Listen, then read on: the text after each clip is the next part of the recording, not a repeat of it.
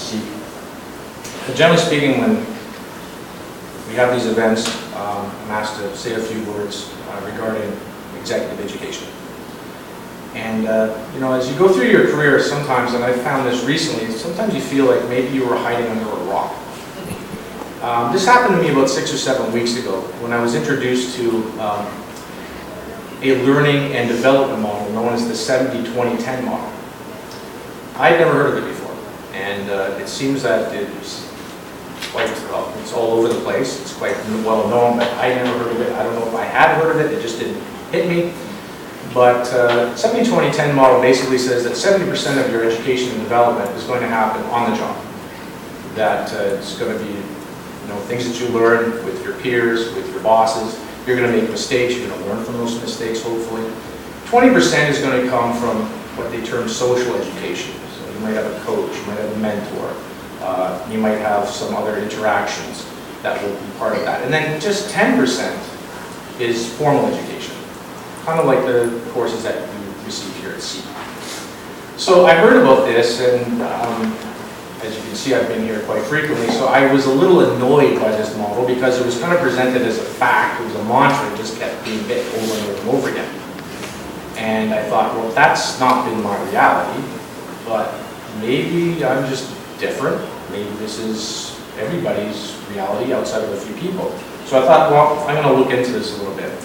So I did a little bit of research. And, I mean, I'll mention it, but I'm not going to get into the fact that there's not a whole lot of empirical data behind this theory. It's not something that is going to apply to everybody in general. I'm not going to get into the fact that a lot of the so-called research was back in the 80s, and, well, that's decades upon decades ago, and formal education has gone leaps and bounds beyond that. What I am going to talk about is a few other points, though. 2 years ago, June 2014, myself and Mohammed, we completed our mini MBA course here in Chile. And one of the things that I really appreciated about that course, now that course continues to impact me in resident today, but one of the things I really appreciate about that course is I made a lot of mistakes. A lot. I made a lot of mistakes here in this building, I made a lot of mistakes with our presentation group, and they did similar. The beautiful thing was that we were able to help each other out. We were able to help correct those mistakes because we came from many different disciplines, and when we struggled, we had the facilitators there to help us and to correct those mistakes too. How much did that cost my company? The cost of sending me to the course. Now, the 70 rule states that you're going to learn from your mistakes on the job, and for sure that does happen. But how many mistakes is your boss going to tolerate? And if you're the boss, how many mistakes do you want your employees to come with you? Some of these mistakes may cost tens, hundreds, thousands of dollars. Doesn't it make a lot more sense to try to mitigate some of those mistakes by taking courses like the mini MBA, where you can make those mistakes here and they're not coming back to the office with you? One of the recent surveys that the 70-20-10 proponents list is one that they did in 2012. And they asked people that went to formal learning education if they thought the courses were effective. And 75% of people who had formal learning education said yes, they were effective. And that was up actually 11% from 64% in 2009. I would say if they did that survey now, it would probably be even higher, as formal education has evolved drastically. But they follow that up by saying, well, as much as these people thought it was effective, it only led to an 8% increase in performance. And they said, well, that's not enough to make up the performance gap, so we should really be concentrating on the 70 and the 20. And I kind of looked at that and said, well, hold on a second. Aren't we shunting aside an 8% increase in performance a little too quickly? 8% performance gap? In my world, if you are underperforming by 8% year after year, you're on the unemployment line pretty quickly. If I can take an employee who's functioning at 92% and take them to 100 by sending them on a few courses, I'm going to do that every time. So sure, maybe we do need to look a little bit more at the 70 and 20, but disregarding that 10, I think that's pretty dangerous. Not to mention the fact that one thing I thought was missing during the survey, they didn't really talk about how people felt about their companies. Sure, a lot of us might have to pay for the courses ourselves, but a number of companies have educational budgets and they send you on these courses. How does that make you feel about your company? Does it make you feel good? Does it make you feel like you want to do your best to try and show value back? They've invested in you. That shows that they're committed to you. So that whole aspect was missing. And the other question I have is, well, what if that 10% of formal education was the most critical part of the education that you could receive? That 10% might be the part that you can't get on the job, that you can't get at a coach or a mentor. Use this as an example. The other day I was speaking with our Director of Regulatory and Quality. She's a fantastic person. She's highly dedicated, professional, and we get along very, very well, and she saved us through a number of audits. As we were having our discussion, she said to me, you know, Adrian, over the last year, I've written over 113 processes. I was impressed and scared by that. I was impressed because I know the processes she's referring to are anywhere between 2 and 30 pages long, and I know that's a lot of work. I was scared because 113 processes, I wondered how would I get in the door the next morning? How does anyone walk down the hallways with having a process in place? But we're a medical device company, so we're highly regulated. There's processes for everything. I have a colleague here, Andy, he's nodding his head, yes, 100%. And what you find is you're process driven and you tighten down the act, you tighten down everything. And all the feedback you get from customers causes you to tighten more. You talk to some of your colleagues, tighten more. You talk to your bosses, have to tighten more. If you go out and you talk to healthcare groups, same thing. We're all kind of very well wound. Well, you look at that.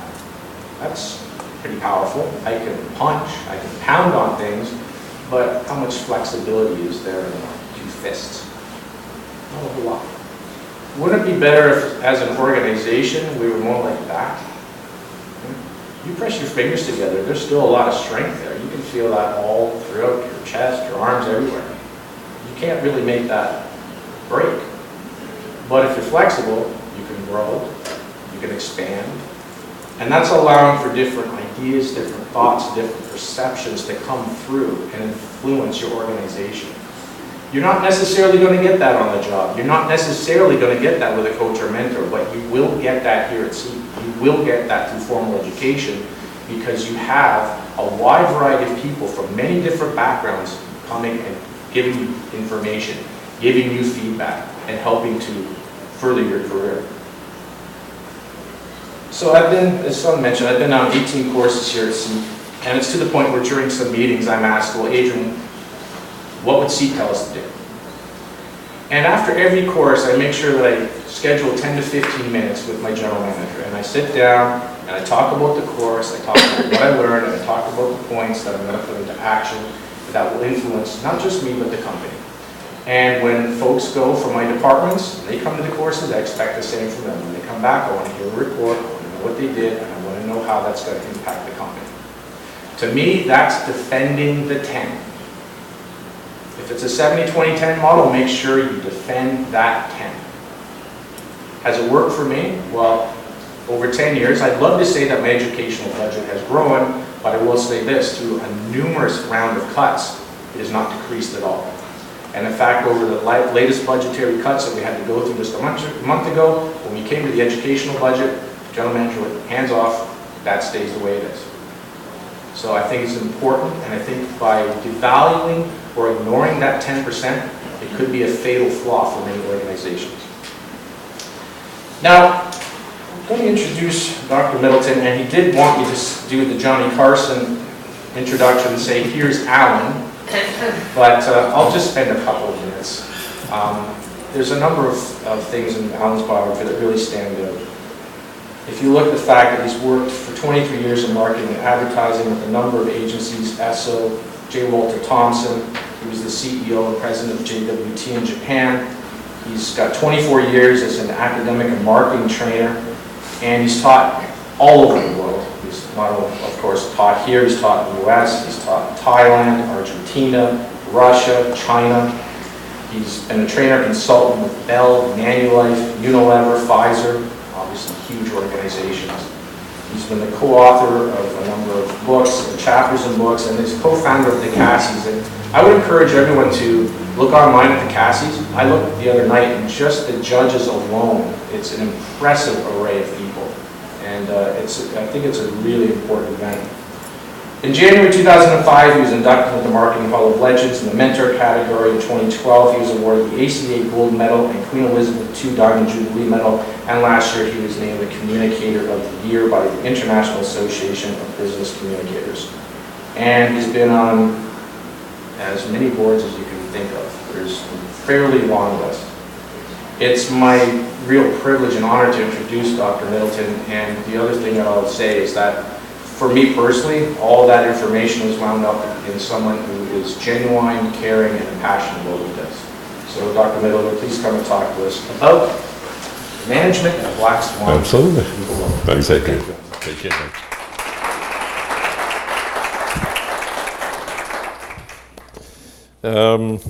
One of the things that always strikes me following Adrian is how bad a communicator I am, how good he is. You know, wow, you know, I mean, did we get him on film? I want to project it. We follow what I used to call the Watergate Rule here, but all of you are too young to remember Watergate, so it was when the Democrats had their last problem, unlike this week. And to break in any time with questions. Just jam your hands up and we'll go along. Those of you, said he, shamelessly hustling the business here, have seen our catalogue, will have seen an illustration of this, which is the Black Swans. How many of you have heard of Black Swans before coming? Okay, so one, okay. VUCA, how many of you VUCA'd? No military people in the background, okay. So we can do a little bit of an explanation, and then what on earth does it mean for management education? If I can push the right button. Oh God, I've got the right button. In fact, in ancestry, the notion of a black swan goes back to the Romans, but I'm not going to take you that far back. It got brought up to date. The notion's very simple. Black swans were unusual. How did they occur? You get two white swans doing what white swans do. How come you got a black swan occasionally? So it was unexpected, and it used to have unexpected effects on the swan population. A gentleman called Nicholas Taleb back in 2001, and then the main activity back in 2007, said we're moving into a world where the unexpected has more dramatic effects than ever before. So the black swan, as the second paragraph said, is a metaphor. It describes an event that comes as a surprise, as a major effect. Now, some of the reason we underestimate this is, and you all have heard people do this. Oh yeah, I knew that would happen. You know, it's amazing the number of my British friends who don't live in the UK said, well, I expected them to exit. And I'm going, no, you didn't. Nobody did who's outside the country. You know, so you get this kind of stuff that's rationalized, but the notion is unexpected and the effects that it has. Now, what Taleb said was, think back over the time, the internet was moderately unexpected, the rapid growth of the personal computer, which I was involved in back in the early days, the dissolution of the Soviet Union, you know, well, even though Putin's trying to put it back together, 9/11 oil shocks. Now, go down that list, and more recently, we're still seeing this happen. I mean, this is the one that I love, because it's not that we don't expect changes in oil prices or resource prices, but look at that. From a high of 146 a barrel to a low of 28. Nobody expected that dimension of a shift. And we're still seeing the effects of that roll through the global economy as well as us. Resource pricing as well. But now the Middleton hypothesis is the frequency is increasing. For all those reasons, we're speeded up. We're in a speeded up world. Stuff that goes round instantly. There was a piece on the news this morning, I was just telling Adrian, I found really instructive of the challenges we face about the new communications world. And it's the election and election legislation. Because last election they found people were taking pictures of their vote in the booth and sending it off to their friends on social media. Well, that's kind of interesting given that privacy is supposed to be an important part of an election process. So what do you do about that, with that effect happening because of the media in the world? Think about the other things. We're looking at global warming effects. Any of you, like I did last year, who've been up north can actually see it. This is where the glaciers used to be, this is where it is now, this is how far south the polar bears are coming in, and all through the rest. The global supply chain disruption. We're now we move from a just-in-time notion to a just-in-case, because if we got so tight on some of the supply chains that if something went wrong, like a little problem in Thailand, which is where Toyota makes a lot of its in the parts, then all of a sudden, and this happened for Canada couldn't supply all its Toyota demand for a while because of the supply chain hiccup. So now we're moving in different than that world. And what's happening with the refugee and the immigration waves in Europe and Canada, let alone what our friends down south are talking about. Economic shifts because of China's slowdown, stock markets changing around the streets, and then Brexit. And you look at what happened to the British pound, the British economy since then. No way that was expected. It's had a huge effect. And now, what do you think after, what's the date, November the 5th, I think the actual election is? What's that going to be like? So, we're living in this massively changing world. Thomas Friedman, who wrote a wonderful book called The World is Flat, back ages ago, 2005, said the unique character of this point in time is not power, it's not horsepower, it's not hardware, but it's the technology through global fiber optics and satellites that mean information goes instantly around the world. He was then interviewed some later, and I use this constantly because it's a wonderful example of what a good writer can do with information. Rather than saying the communication world is changing fast, this is what he said back in 2011. When I wrote The World is Flat, 2004-05, Facebook didn't exist, Twitter was a sound, the cloud was in the sky, 4G was a parking place, LinkedIn was a prison, applications are what you sent to college, and Skype for most people is a typo.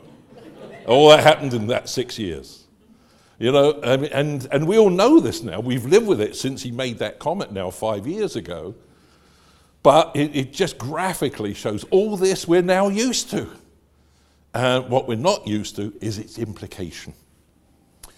Now, the VUCA world, which actually comes from the military. The military used to train its people, still does, in what you do if the plan didn't work. And this particularly happened post-Vietnam War, where the Americans were still leading a military orientation that said we'll make the decisions behind the lines and get the people at the front of the lines to actually do what we tell them. Well, the smart Viet Cong and the North Vietnamese, what they did is they said, oh, they're going to do that, so we're going to do the opposite. And that was half the problem at the battlefront. So what's happened with military thinking since then is put more and more of the decision-making right up front, right up where people are, so they can, within a framework, they can make their own decisions. Now, if what's going through your mind is one of the themes that empowerment of and training of your frontline people to be able to make decisions within a framework is becoming more important, you're on the right theme.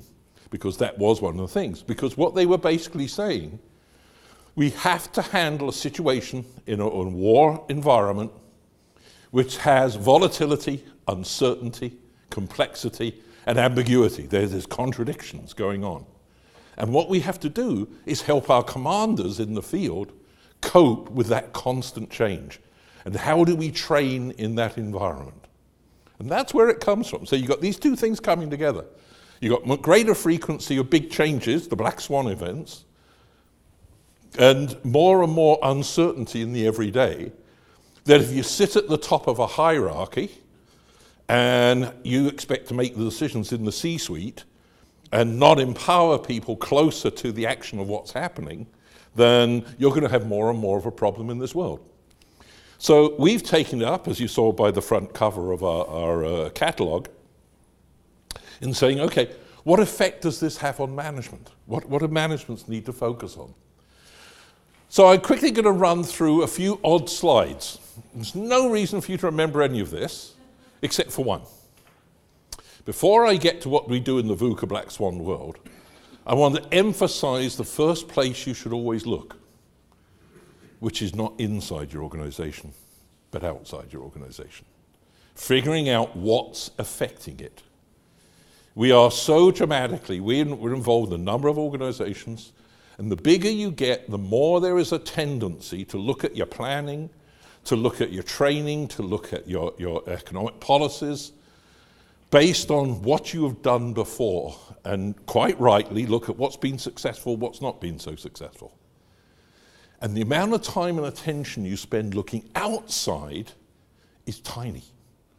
And it's those outside things, those black swans we need to look at, and those constantly changing things that we need to pay more attention to in what we do and how we design what we're going to do. So I'm going to throw some numbers at you. Okay, so world population 7.4 billion, 193 United Nations members. Don't worry about the world economy size, that's what you should worry about. 52% of our global wealth is made by trade, not the services. Services account for about another 20%, by the way. So we are dramatically affected by what's happening out there, even if you're up north of the 49th parallel. US accounts for 22%, we're about 2%. Oh, those BRICS, you know, gee, they're almost as big as the Americans. And China's at 13%, and India's rapidly increasing, almost 3%. They alone account for 16% of what's happening. So if we just want to look at economics, oops, there we go, add Russia back in, although it's been going the wrong way. One of the things we need to pay attention to is what is the impact of ever greater focus, well, up until November, on freer trade, though it'd be interesting to see what happens in the US, and ever greater impact by the emerging economies. And no, just because China slowed down a bit, it ain't going away. Emerging markets now account for, look at this, 75% of mobile home subscriptions, 75% of steel consumption, 50% of motor vehicle sales, almost 50% of all retail sales, 25% of the world's financial assets, 75% of foreign exchange reserves. You don't have to remember this, but just look at the scope of those numbers. The VUCA world, the Black Swan world, means we not only got to look at what's happening inside our own organization, at minimum, not only inside Canada, although that becomes important, but how is Canada and what the environment we are in get affected by what's happening out there with the rest of the world. By the way, I just put it up, there you go. There's the population of the world, there's little Canada down at 36. Oh, but that's not my point of this chart. Have a look at the Chinese population, 1.4 billion. Now look at the United Nations forecast based on current birth rates and immigration for what it'll be like in 2100. Look at this, China down to 941 million. Let's go back. Now, this theoretically isn't predictable, okay? So current state of things going on, you know, there's India at 1.2, and we're expecting United Nations current forecast based up to almost 1.6 billion. So if you've got stuff that you want to sell a lot moderately cheaply, you go for India. Well, you know, and not China. China's going to shrink. Well, China is indeed shrinking. Except, as you probably know, they've just got rid of the one-child policy because they were actually very scared about that number. Because it meant not only was their population aging, but they weren't having enough people to actually person the business enterprises. So that could be one change. That's maybe a bit of a black swan, but it's a bit predictable. But, you know, wow, it's a long way between 2016 and 2100. What do we think is going to happen there? You know, maybe I'm old enough to remember when Nehru in India gave transistor radios away to mums to stop them having more babies. I think you may be seeing more stuff like that happening again. What else is going on? Oh, growth rates, there we go. Oh, Brexit. It was being forecast that dear old UK would grow by 1.8%. I think they've probably got 100 economists all busy revising that. The latest informal stuff I get from my friends over there is UK will be negative this year, or decline. It won't grow. But, you know, that's the environment we live in. Oh, dear, yeah, well, Brazil's not out of it. Russia's not out of it. Argentina's never declining. Never trust the Argentine figures, by the way. They make them up. The new government's trying to do it better, but they're still making it up. So lots of volatility there. What about competitiveness? I'm going to stop this in a minute, don't worry. We're down to number 13 in the world, and there's our green friends in Brexit. You know, look at the people who constantly do well. It's always been true, you know. Yes, the Swiss. Now, the fact that the Swiss have got most of the money in the world still, if you want to see if the UK does leave the EU, guess where the financial centre is going to be? It'll be Switzerland, no doubt about it. They got the infrastructure, they got the neutrality, and it's already starting. We're already seeing Deutsche Bank's just moved half its office in London to Zurich. So you're beginning to see that as going. But you know, in terms of the pure competitivity, part of what we need to get up there. Innovation, we're even lower. Need more innovation. We need Adrian doing more stuff. Less process, more innovation, Adrian. Anyway, I'm going to stop there. I could throw lots of data at you. My colleagues and friends say I usually do. And that's because in a data analytics world, you get the understanding of what's going on in the world by pounding the data. But let's now talk about, hopefully why you're here, which is what the hell do we do about this? So, what are the perils and pitfalls? We've started with the first one, which is not being informed. You know, shutting our eyes, looking at stuff we've always looked at before, rather than looking at stuff that is maybe new and more important to look at.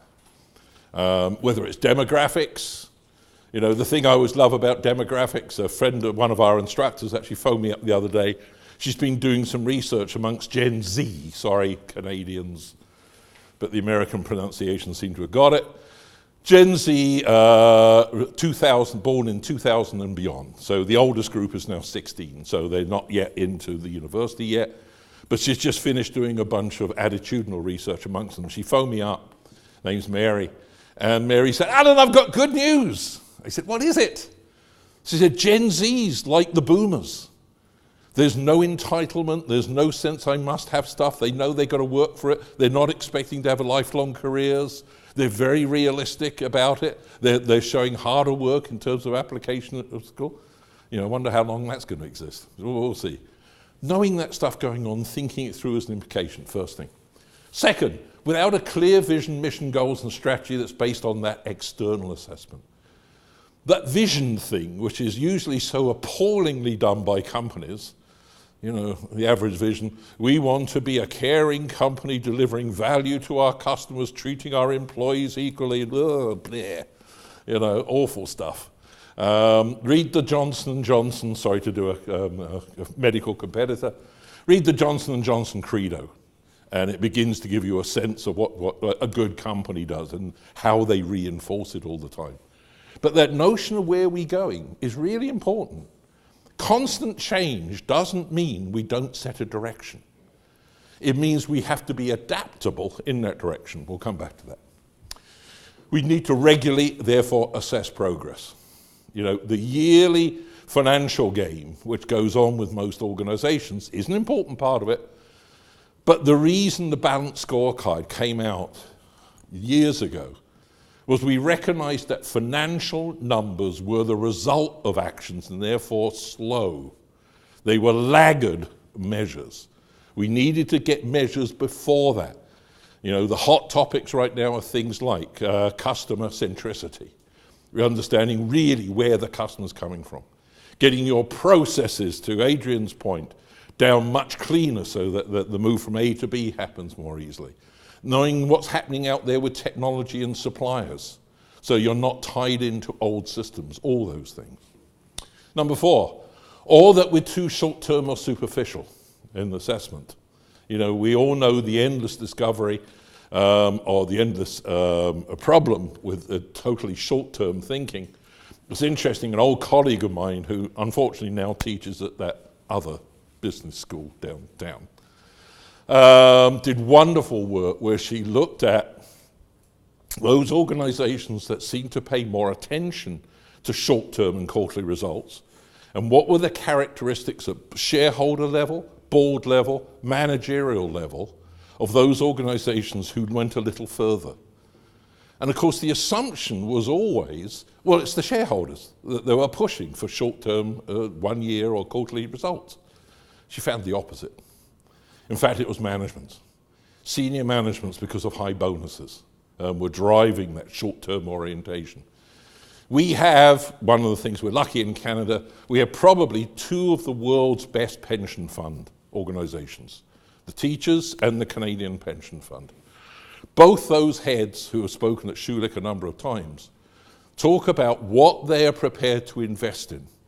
And in fact, the head of the CPP fund said very quickly, he said, we quickly take anybody who comes on board not to look at the immediate results or the results of the last few years.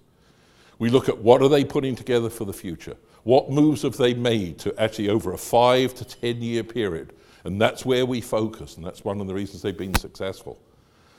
And it's managements that have tended to make these things too short term, and partly because of the bonus structure. So lesson 2 probably is remuneration, performance structures. We still very much reward what did I do this year, rather than what did I do this year that has a result this year that might also have a trackable result over the next 2 or 3 years. In an organization, leadership and structure is insufficiently agile to handle changes. There's 2 traps there. Trap number 1 is they just keep doing the same thing because they're comfortable. This is how I learned.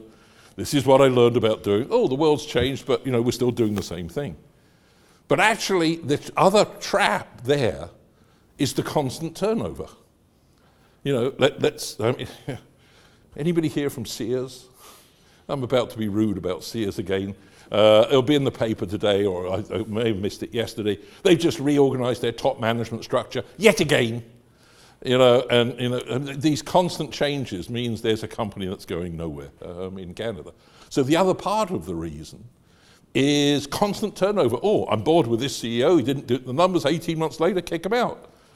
Well, any good CEO will tell you, even if they've lived through the company and they come at that, asking them to make significant changes based on this changing world in 18 months is an absolute nonsense. But we still may do that. Number 6, yeah? On the previous slide, item number 1 seems to be rather all-encompassing. What are your thoughts on deciding the source of information? Yeah, oh, good one. And whether or not it bears weight, to what degree? Yeah, good question. 2 comments. Number 1, my starting of every term that I teach, I still teach in the business school, and with the undergrads, particularly in the grads, is don't ever hand in anything to me where you've just listed a website, because you will fail. Unless you've listed who owns the website, where that website got the data you're using, and then it has no credibility for me. So to your point, knowing where the data comes from and where the biases are, and all the data will have biases, even Stats Canada, which is pretty reliable, although late, knowing where those biases are and what they're trying to communicate is an important part of the process. So then the question is, how much data? And the only filter really is, this is where you start off without data, which is think about your business and what your business is. What might impact that? And there's always obvious things that impact it. Unemployment rates, the growth in the economy, the price of housing. Adrian's business here, the amount of money the government's giving into healthcare institutions and setting budgets. They're always the obvious things. But then if you think about it for a little while, there's a further radiation of the less obvious that do have impacts. The impacts may be more subtle. It may be increasing competition. There was an interesting piece in the paper. If you're in the entertainment industry, last Monday, China's largest, what's the word I'm looking for? The theme park company already owns AMC in the US. They've just bought Odeon in the UK. Odeon is like 75% of cinema distribution in the UK. They just paid $1.4 billion for it. So all of a sudden we're seeing, it's one of the classic China moves, which is in soft, non-strategic industries, go control around the world, and that's going to begin to have, so if you're in the entertainment industry, any kind of distribution, that's going to have a massive effect, so we need to understand that. So the center of the axis will be information that you know directly impacts you, but then what you should be doing is thinking just like a bullseye, and then the next ring, what else will be impacting as potentially longer? We have a tendency to accept information we're already biased toward. We do. How do we get out of that cycle? Your team, as much as possible. You know, and we know great managements don't employ people that look or sound like them. They employ diversity.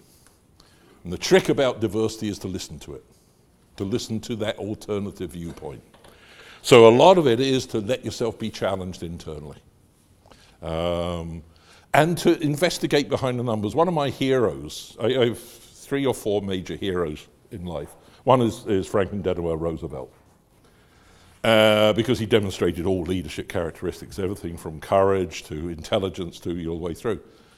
But one of the things he used to do, when a particular issue was coming up for decision in the cabinet in the US, he would go on what the internal people nickname a push around, because he was in his wheelchair when he wasn't having pictures taken of him. And he used to arrive in the office of the person who he discovered was writing the opinion that his Secretary of State was probably going to be using in the cabinet. And he'd just arrive in the guy's office. And he'd ask questions.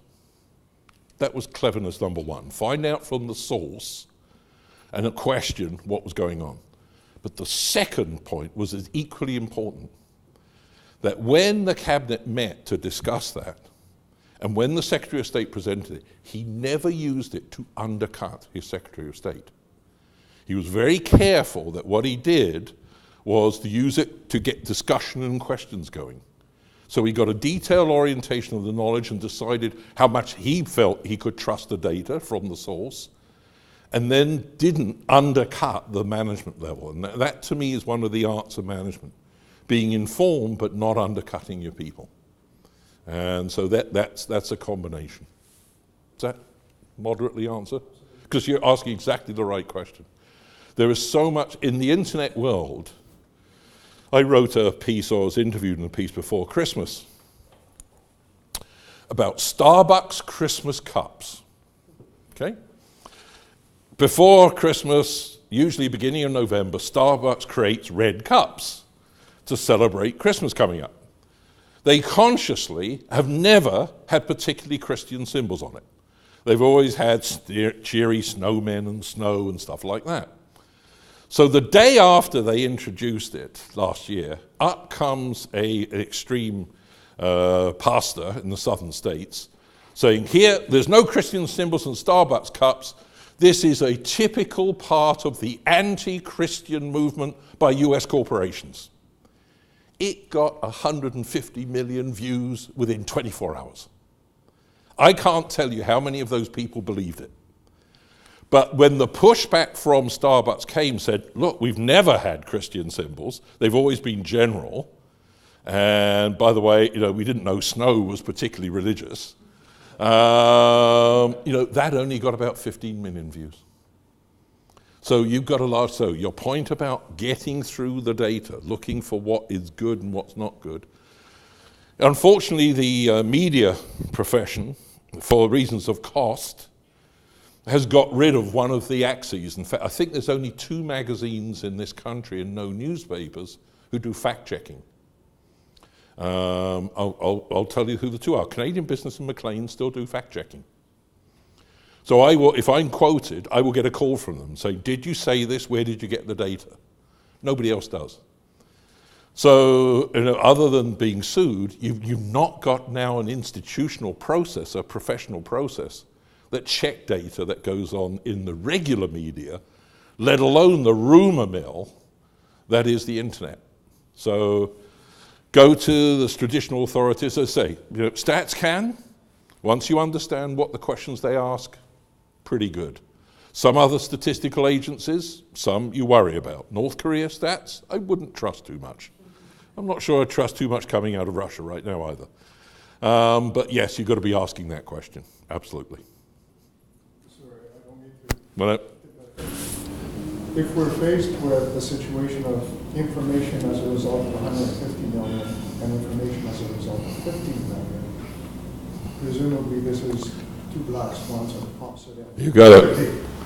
So how do we decide which one is relevant, or how do we prepare to manage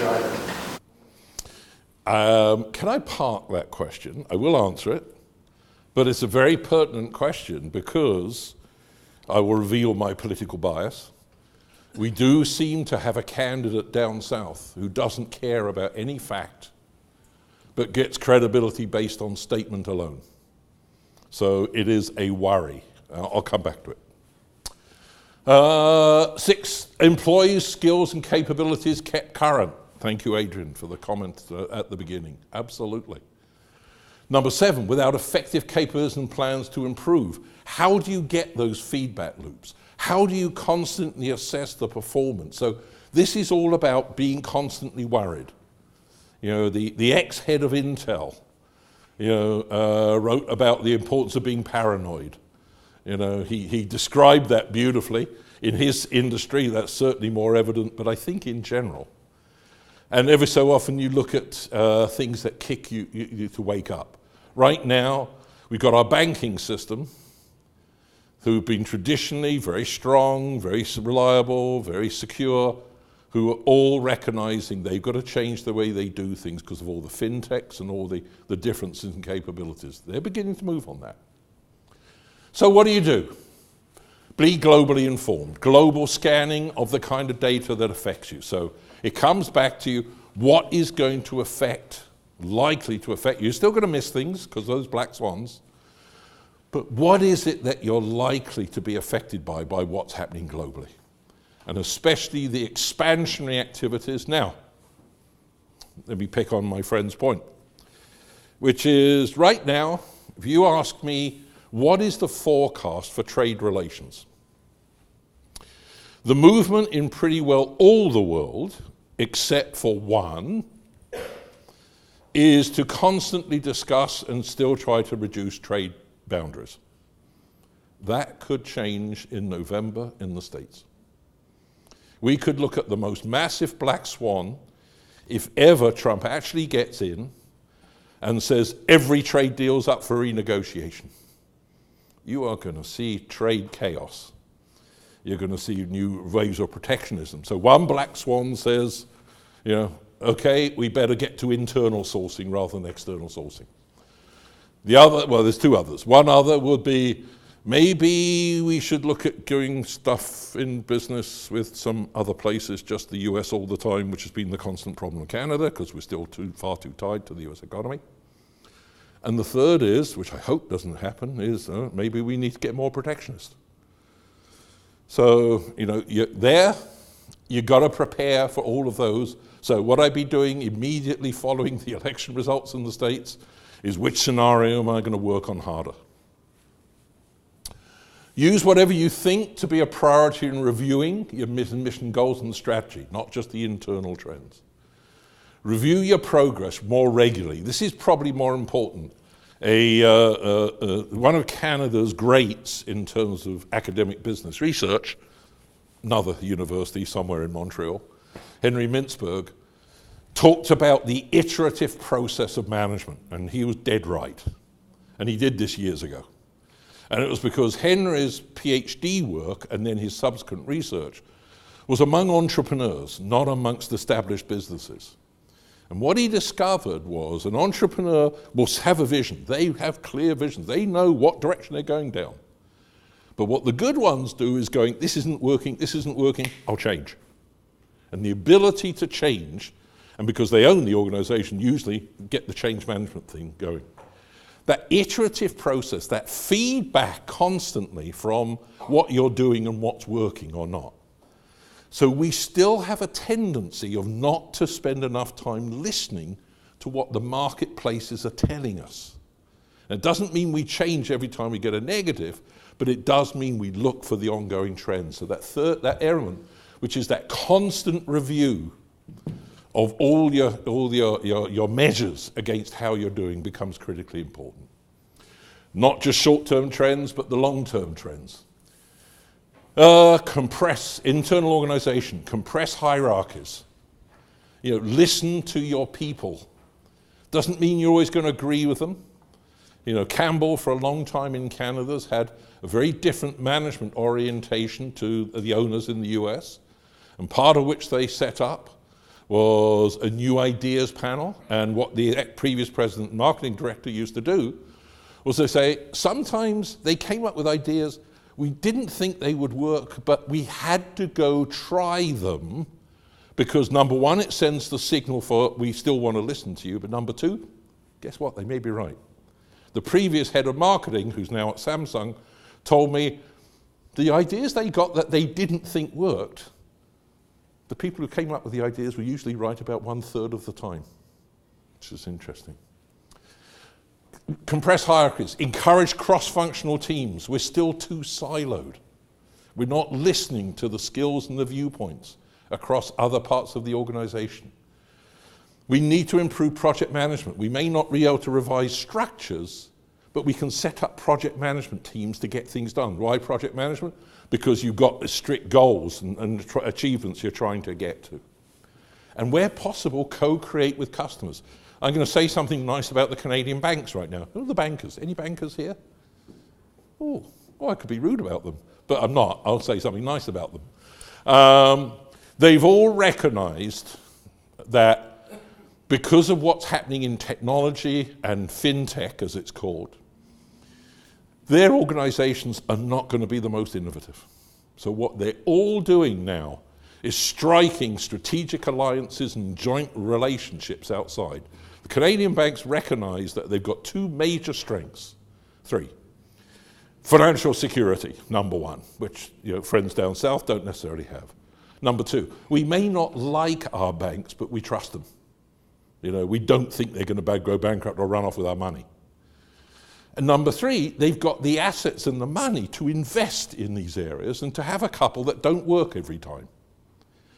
So they're going to use that as a strength to work out with the fintech companies, and Southern Ontario is becoming quite a region for fintech, and to experiment. So we're already seeing them not only compressing hierarchies, but in this case, some of those are customers that they're working with. And by the way, one of the other things about China, my staff know I'm updating a whole bunch of stuff on China. Less than 10% of business loans in China come from the banks. They mostly come from fintech and other organizations like Alibaba, Alipay, and some of those. So the bank for everything model is not there.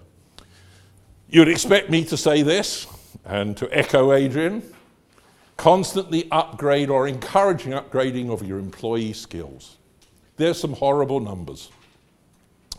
Thanks to the conference board, Canadian organization 2014 spent only $800 an employee, 1.4% of annual payroll, 1.10% of revenue on training and education.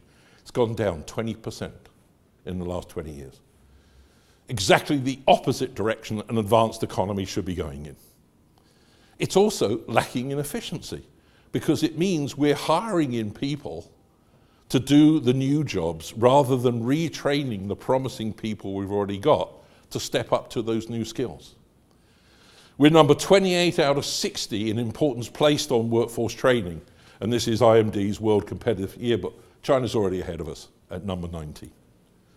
So we're not investing in the very resource that is the most valuable to cope with this world, which is our own people. Remember a year or so ago, we had this big furor about us giving special licenses to bring special skills in, and not wrong, but my first question was, where's the money going to retrain promising people that we've already got to reorient their skills in the organization? And that's a big challenge. Why aren't we doing that? Some won't be able to make it, but I guarantee your turnover rates will go down. The cost of retraining promising people is lower than this constant bidding high skills from somewhere else. So, number 7, seek both continuous improvement and innovative customer solutions. Go to the data. So more and more, yes, big data and analytics is, big topic. Yeah, we're on board with it. We're launching a center in September, actually October now.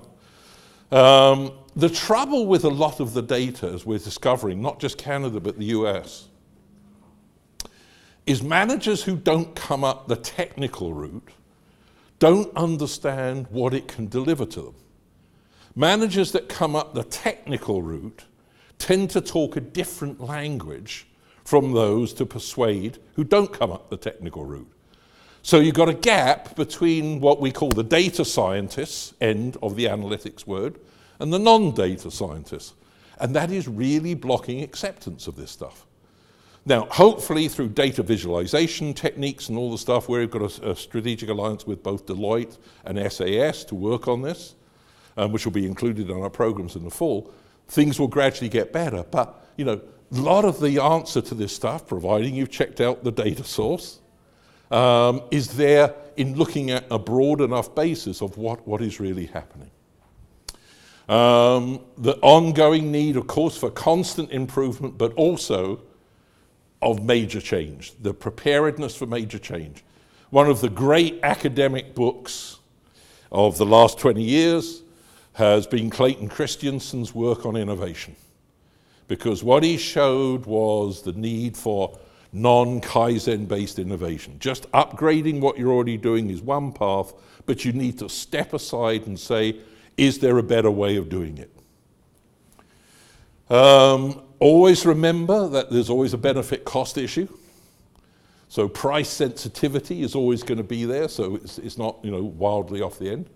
And co-creation helps that customer centricity, really listening and organizing around your customer. And again, for non-marketing people, there's so much misunderstanding of this. Marketing and customer centricity doesn't mean that you go out and ask the customer what they want, because they won't know half the time. What they will know is what problems they have, what things they wish they could do better, and then it's the organization's role to actually create products and services that deliver on that.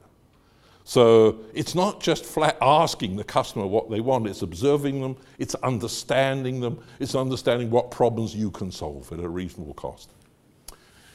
And that's it. So I stayed at number 7. Number 7 is a lucky number, by the way. So summarize. Expect those multiple mini black swans. As my friend in the back said, by definition, they're not all totally predictable. So you've got to structure yourself and your thinking and organization to be able to cope with when they suggest possibly different directions. The way you do that, scan the horizon. In the days the Japanese were doing well with their economy, and you still got a couple of Japanese organizations, I'm biased, Toyota's one of our clients, that still scan the right places. In other words, not just the industrialized world, but the non-industrialized world. A lot of neat work on telecommunication, on transportation has come out of the non-industrialized world. So it literally means look at what's going on around the world to solve problems. Build a culture that focuses on the improvement in skills and capabilities and thrives on grabbing those opportunities. In other words, most organizations, even small, medium enterprise, got to have a little bit of risk capital in there somewhere if you can raise it. It's hard to do. But if the stuff isn't totally forecastable and there's a reasonable chance that something different is going to happen, if you can at least fund an investigation down that road, that may put you in really good shape for the future. Classic organization that's just changed ownership is a company that didn't do that, which was Yahoo. Yahoo's decline was they stopped innovating. They thought they had the lead, and then they got totally outmarketed by the competition, and they did nothing to move it into new areas. Why is Google continually strong, even though most of their money comes from advertising revenue? They've got about 50 other moderately well-funded projects going on, which is their view of where they can integrate for the future. And most important, do the analysis, but actually take action. Canada, we're slow adopters of things. Doesn't mean you don't adopt, but we're slow adopters. The tendency is we like to look at what happens in other places, and that's not necessarily bad, but at some point in time you've got to push the button and do something. So it's that combination of analysis and action. So that's it. Questions? Oh, what didn't I answer? I believe you did. I think the short answer was scan trends. Yeah. And not just what you think are going on, but people, your sales agents, your people, what are they seeing in the local areas? May not be right, but there may be something in there.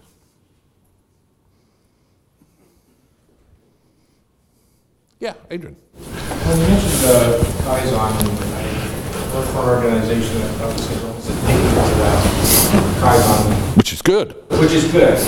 How do you formulate a discussion where you can talk about maybe this isn't the answer, maybe we do need to have a whole different way of thinking? Yeah, tough. Number one, let's go from the corny but probably effective to what a lot of other people do. The corny but probably moderately effective is take your staff away for a session and say you are not allowed to assume the following, and write down 10 things that's behind why you've invested in a particular product or technology or service. And you say, what I want you to do to get ready for this is look at other technologies or other processes or other ideas that could be adaptable in this place. Now, how threatening is it? How realistic is it? And try to have that discussion led by consultants like Alan Kay to help you actually stay on track, stay off. We're not going to cheat and everything go back to the old way. So it'll give you a sense of what might be realistic there. You've got to bring in the data, you've got to prepare the data. Because what often happens, in fact, most management research says, major changes don't happen because of competition from existing people in the industry, but from people outside the industry who have no vested interest in doing things the same way. And I'll give you an example. Alibaba in China, you name it, they do everything online. They are already own the biggest equivalent of Uber. Uber competes in China, but it's small compared with their major competitor. They'll do anything online. If you can get it on your local equipment, they want to do it for you, both as a business and as a consumer. So they could move into, for instance, which a friend of mine is experimenting with in Vancouver, online prescription delivery. So you run out of something, you go onto your pad, it's already keyed up on the database, the doctor's already said yes, the pharmacist already said yes, they'll get it delivered to you in less than 24 hours. So single meal delivery, fastest growing food service in China.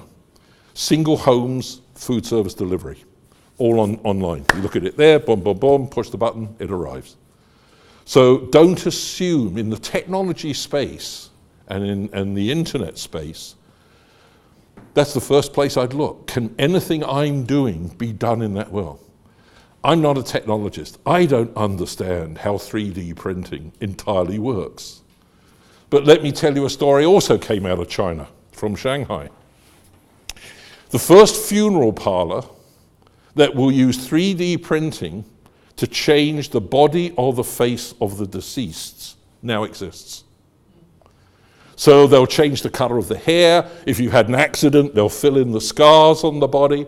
I mean, who would have thought that capability could be used in the funeral business? Evidently they're packed. It's not that expensive either. Any of you want to go? I'm told it's about $800. But I mean, so there's the question. So that, Adrian, that's you got to get away. The other place I would go if you've got the time to ready for that session is your customers. And don't ask your customers about what you're doing for them, so much of what they're experiencing across a broad range of things that are more similar to what you do, but not exactly the same. Because then they're more relaxed to tell you stories. Oh, you know what one of our suppliers has done? They've done this. And you can go, oh, yeah, I mean, maybe we can adapt that over here as well. The formal and more traditional way of organizations doing it, and this mostly is the big organizations, is they will hire the big consultancies. You know, they'll go to the McKinseys, the Bains, the BCGs, the Deloittes, to get them to look at it. They're not always very good at it, because they're trapped by the same thinking, but I mean, you know, right now, while McKinsey Global is run by a Canadian, I'm biased. So, thank you, everyone.